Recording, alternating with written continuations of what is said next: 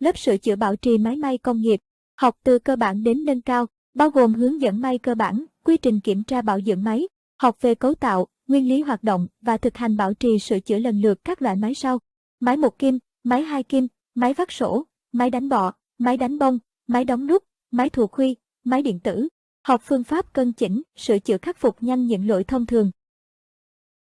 Đăng ký một lần được học và hỗ trợ kỹ thuật suốt đời.